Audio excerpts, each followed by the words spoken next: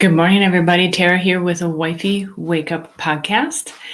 And today we're talking about where are all the real men? Why aren't the men stepping up and moving from competition to connection? And so I want to hit on all these points today. So let's dive in. So many of you ladies out there, you may be dating and you actually might already be in a relationship and wondering why isn't he stepping it up? Where are all the quote real men? And with all this talk about having a top shelf man, an alpha, all that, what that doesn't define is what does that mean? And from a lot of what I've seen also, the definitions aren't really great either. So let's get into it. I want to emphasize that I think real men, quote, real men, and when I say real, I think quality. Quality men are out there. But what you have to realize is that they're going to be taken up quickly, and they're going to be taken up quickly by women who are not afraid to be a support to the man, who are not afraid to be a woman. I watched a short the other day, and it was a woman. She was describing, quote, what is an alpha man.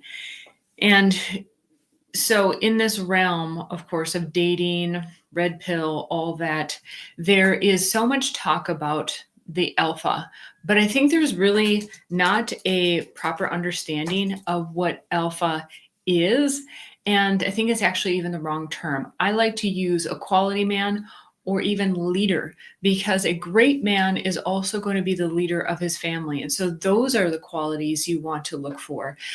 But in any case, she was talking about an alpha man and how she just is done with them, and all they want to do is just compete with women. And that was the first alarm that went off in my head, noting that clearly she had not met actual quality men. Even if a man, she's probably talking more about a man who's in a positional leadership. A real quality man, a leader, is not going to, especially he's not going to compete with a woman that he wants to be with. It's not even a consideration. He may compete with women that are naturally in their arena, i.e. business or work that he is in, but just by default. Just a moment, excuse me.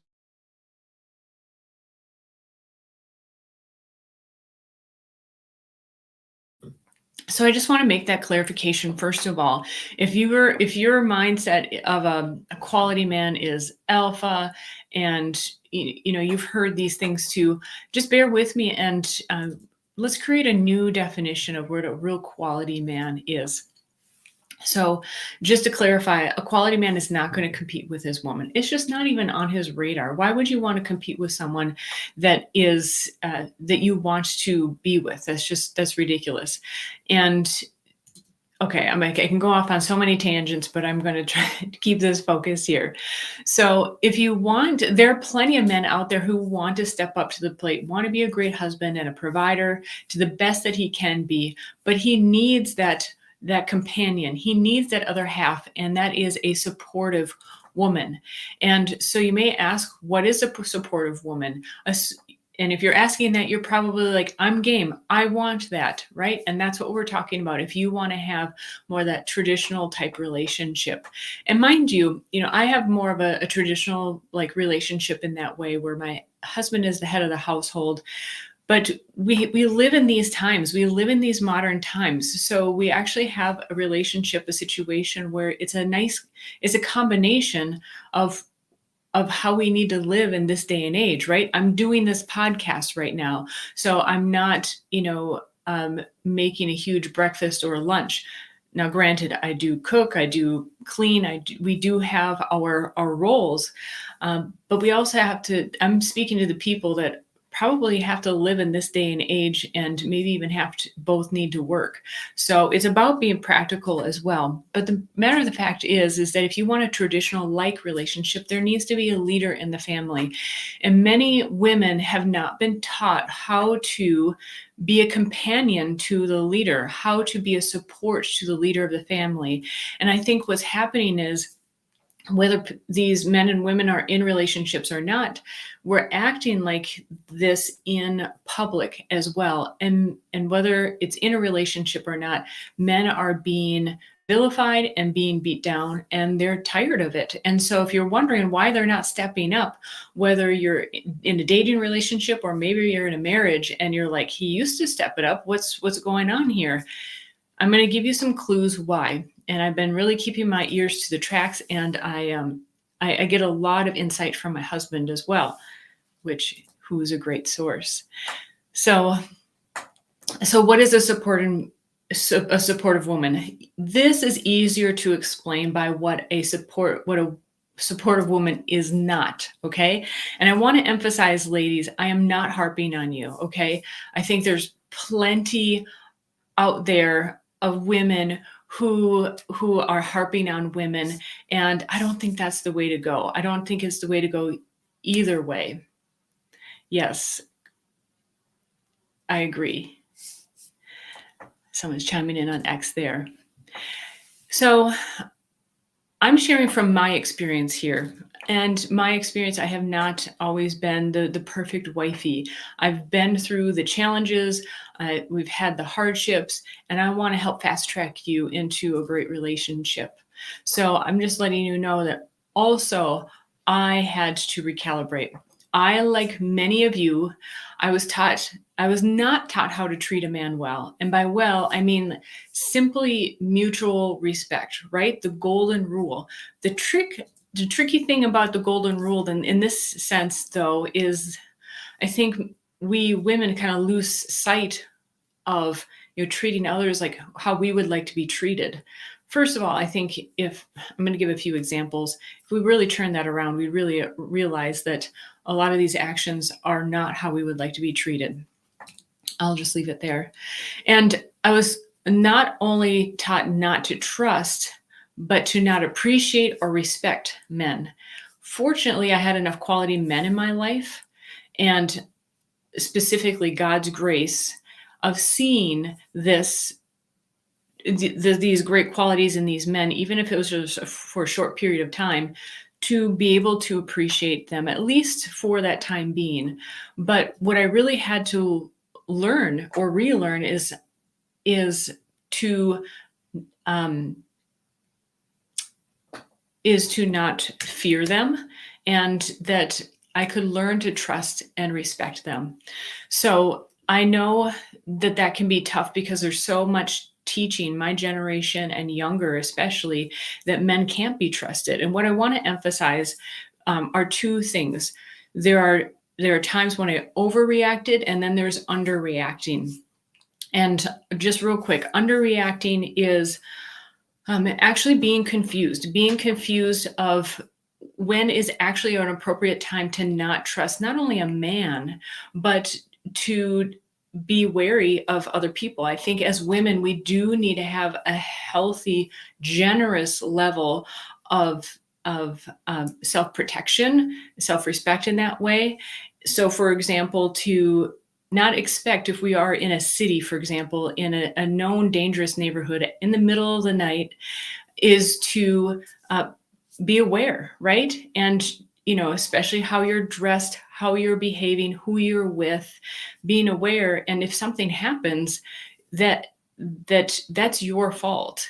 You have to be aware as an adult of your decisions and what you're doing. And so that is just number one, is taking responsibility for your own self, your own well-being, your own position. And that is not underreacting. I think there's a strange conundrum where, and I'm saying I'm included in this, right? I was of this generation taught this way, where you kind of are just really passé, blasé about, I can do whatever and I can go wherever. And, it's not my fault if something happens to me, but absolutely not. You're an adult and you have to take responsibility for yourself. But then there's the other side of the coin. And the other side of the coin is being properly protective. So not overreacting to situations. And this is where I want to emphasize, because I think this overreaction, this fear, not trusting, because it's not properly balanced with that self-protection, that healthy self-protection aspect, that to properly protect ourselves, it's not in proportion. So I'm going to share a few stories of where I overreacted, and I think that this is a symptom of why men are not stepping up these days. And so now, mind you, I'm being really vulnerable here because I don't want to be that type of person who's just hammering on women and saying, and just vilifying women. I'm a part of this scenario, and I want to tell you what I realized and what I changed. So one example is, for a very short time, maybe about a month, maybe about 6 weeks, I dated this guy, and I still lived at home. He lived about 30 minutes away, and one day I invited him over for dinner. And about partway through the day, or maybe in the afternoon, I learned that he couldn't make it over for dinner. And I harassed him. This was even before cell phones. And he probably had a cell phone. I didn't have a cell phone. So I was able to harass him. And eventually, after dark, he came over, and by himself, with me staring at him, and just like, good, you're here, sort of thing, and drilling him with questions, uh, choked down a pork chop dinner. And I think back and I'm like, gosh, I knew he was still into his ex-girlfriend. Our relationship was not much of a relationship. It didn't last long anyways. But like, what an uncomfortable evening. I mean, he would have been much better off just going home and us having an experience some other time as a positive experience. So that was like, I never did that again, because that was like, it's even afterwards, I was kind of like proud that, I got him to come over and still have dinner, even though it wasn't with the family. But it was like, oh my gosh, how embarrassing in a way. And that's why I'm sharing it with you. I mean, it's embarrassing to admit that I was that way. And then another example is, I had, for a year, I was an exchange student in Brazil. And during that time, I had a boyfriend in Brazil, a very lovely person. And I remember this one instance, and this one I really regret. And if you're hearing this, I'm sorry for this. But I learned a lot of things about the culture and the language from him. And one thing that I learned in particular, I remember specifically learning that the word disappointed in Portuguese is actually much more emphasized. It's much stronger than in English. And I remember saying that I was disappointed by something. And he's like, no, please don't say that. That's like really strong and that hurts. And I remember saying, I kept saying it. No, I mean disappointed, even though I heard him saying that it's actually much stronger. And I could see that it affected him. And I think back to this and I'm like, that was so mean, like to continue to emphasize that. And when I could have altered my words, I'm sure whatever it was, I mean, I don't even remember it now. So I'm sure it wasn't as strong as obviously the disappointment that I expressed at the time. So that's another example, is just, I mean, that was outright mean. So I'm sorry if you're listening to this.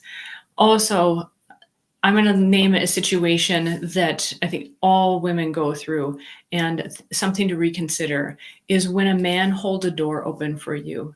And you may go one of two ways. Usually there's not really a middle. It's like, thank you, that's nice. I mean, I am not large, I'm not tremendously small, but small enough where many doors have taken advantage of me and can get easily smushed in the entryway. And so yes, it's nice to have a man, even if my hands aren't full, it's nice to have the door open, and it's a very, very kind gesture. And so I'm of the camp, yes, let him hold the door and say thank you. Look him in the eye and say thank you. He might be looking at your rear as you go through. There are different ways around that. We can get on to, if that's a concern, we can talk about that someday. But generally, it's a kind gesture. Hopefully, if you're in a nice area, and I'm assuming your name is Chris, is saying, as a gift to your man to allow him to do that. Well, certainly if he's your man, but even I'm also talking about out in public. that, just in general, that if we want men in general to step up, we also have to be encouraging and grateful and appreciative to them so that they continue to do that. And so that's my point there. Now, you may also be of the camp, and I'm not throwing you under the bus, or not trying to make an issue of you, but just bring to your awareness, you might be of the camp, because many of us were taught this way, that it's degrading to have a man do that, that he's showing his masculinity, his authority, that you're weak. You're admitting that you're weak if you allow him to hold the door open for you. I don't have a problem admitting that, there are some doors that are way too strong for me. It's, I think when we can admit our weaknesses, we actually become stronger. And so, obviously I'm not in the second camp.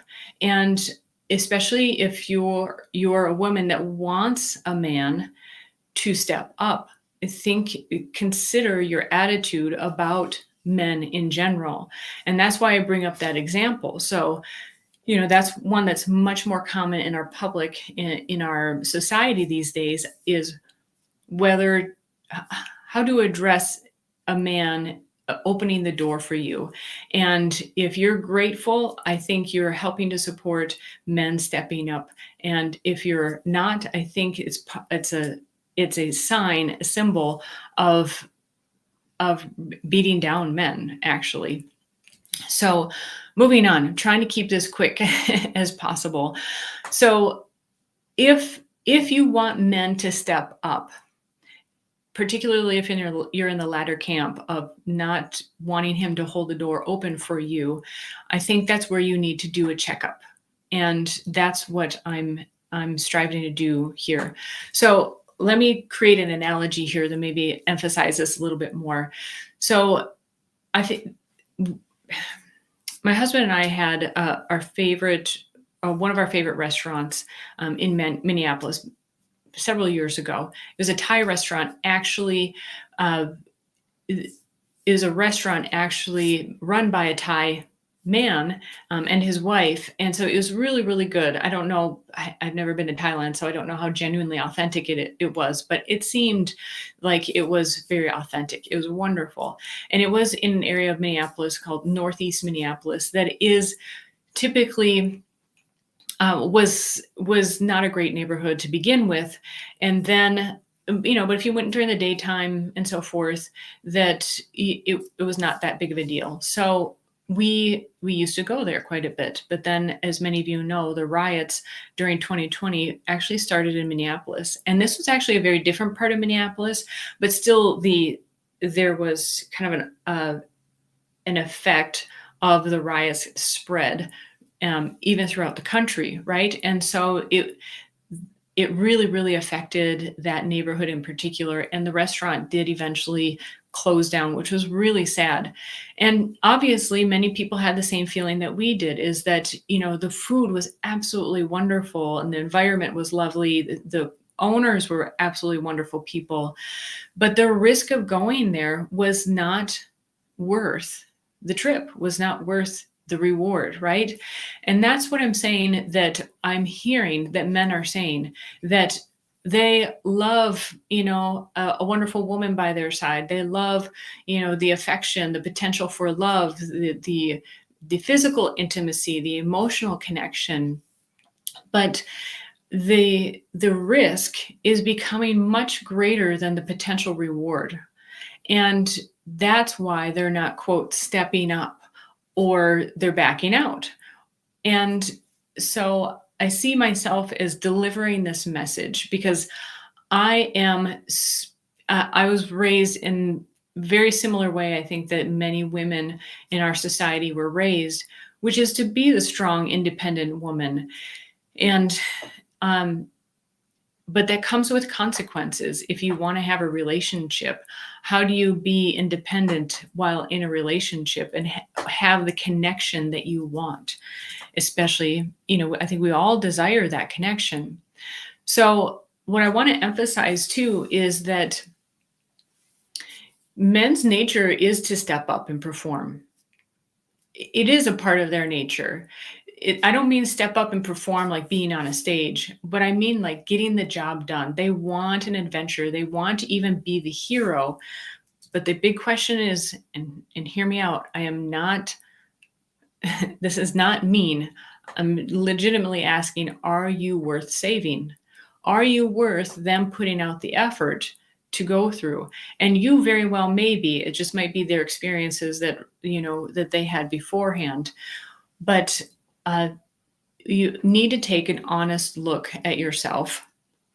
So, what I hear many men saying these days is that they desire to provide, to protect, and serve. It still runs deep in them, but what a number of them are saying is that what they're seeing in women is just not worth putting out that risk, putting out the risk of not only emotional hurt, but yes, a financial life risk as well. But a lot of it comes down to the emotions, right? For women also. So I would say that hardly anyone is, quote, good enough to pursue a life of altruism, right? Where you just, you know, you you give out all that's good of you just for the sake of doing that, right? We all want some kind of reward. Most of us are not saints, right? And so for a man to say, I would like some gain, I would like some benefit back from this relationship is very reasonable. It's interesting. So I'm just going to call you Chris because that's kind of what I get from your handle. Women's independent behavior has destroyed men's protective instinct. That's from what I hear and sense. That's true. I think they are at odds, and instead we need to learn how to be interdependent. How do we need to learn to work together, and how a woman can really be a support. So I think we all want love, and we want that love to be as full of fun and joy as it can be. And we are willing to work for that, right? Men, women, we are willing to work for the love, but we want that reward, right? We want that return. And it's no different for guys. There are some ways that men and women are so different, but there are other ways that we are totally, totally similar. And that is that we want the reciprocity for the effort that we put into the relationship. We want overall some positive gain. We know that there are going to be ups and downs, but overall we want positive gain. So ladies, what I'm calling for you to be, is if you feel that you're not having success finding the quality men, or that your current man is not stepping up to the plate, it's the adult thing to do to ask ourselves, are we a part of the problem? And I think we are. From my own experience and seeing how it affected my relationship. And fortunately, my husband is strong enough and loving enough, both in great amounts, strong and loving, that he was able to communicate. He's a very good communicator also. He was able to communicate to me how what I was doing was affecting him. And so I'm here to relay the message for the men, and to help both sides to have as great a relationship as we can. So I think that we can start solving this by being the change. A lot of times we want the other person to be the one who's like, no, you change. You're the one that needs to make the change. But sometimes we need to suck it up and be the one that starts making the change ourselves. And we can start by showing our appreciation for the quality men around us. You may feel you very few people, men, are worthy of appreciation, but just start. It might be the man that holds the door open for you, opens the car door. Those little things are gestures of chivalry, of being a gentleman, of treating a woman like a lady.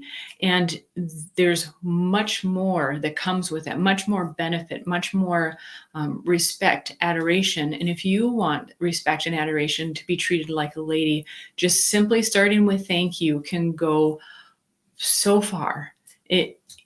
Just start there, especially if you're like still reeling from the teaching of men can't be trusted and respected. Start trusting and respecting yourself, but just start with a few thank yous. You can even start it with women around you, and that will go so far. Okay, I can say so much more on this, but I would love to hear from you. So please, thank you, Chris, for chiming in. And want to hear from you as well. I can chime in more after I'm done recording, and we'll chat with you on all the socials out there, primarily YouTube, X, and Instagram. You can find me at Wifey School, and would love to hear from you. Please like, comment, share. If someone came to mind that you think would enjoy this or benefit from this, please share it with them. And as always, thank you and have a wonderful day, everybody. Bye-bye.